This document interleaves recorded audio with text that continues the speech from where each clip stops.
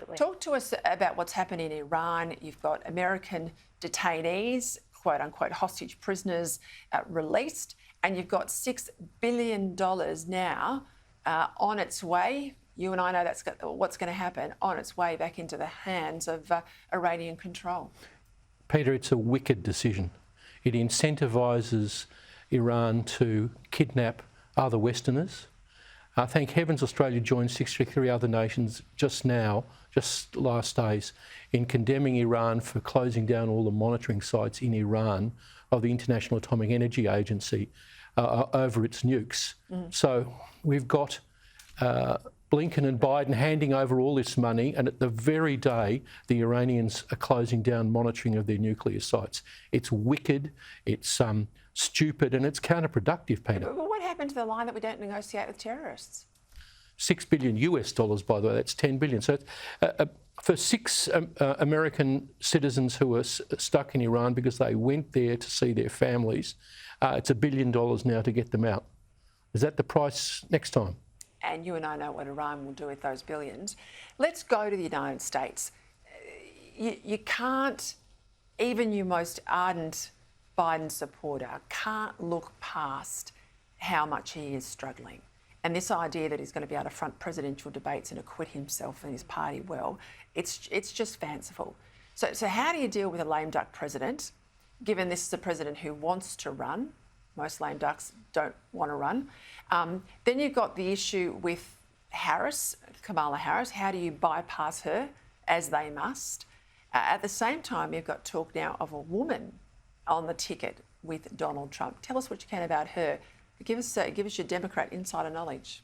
Yes, there's a lot going on, and I think there's been a tectonic plate shift among the Democrat base. I would say as recently as just in the last week. If you look at, there's a couple of polls that have come out where they're really turning on Biden. A lot of very loyal media outlets and hosts are also actually turning on him and really questioning that.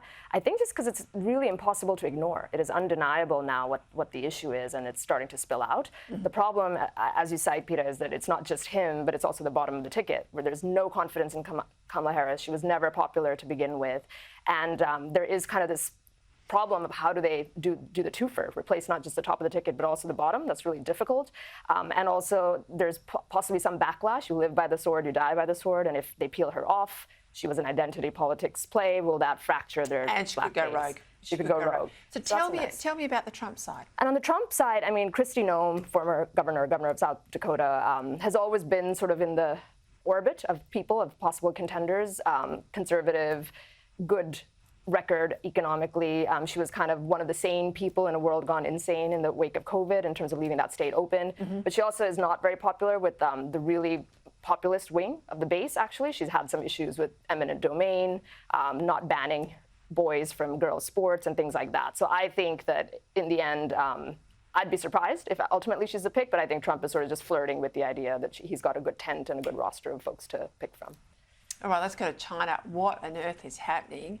To lose one minister is, what do they say, an inconvenience. Two says there's a lot of internal dissent. And there's so not only the foreign minister and defence minister have disappeared, both of them Xi loyalists or Xi appointees, but the head of the Chinese strategic rocket forces and a number of other generals have been removed too.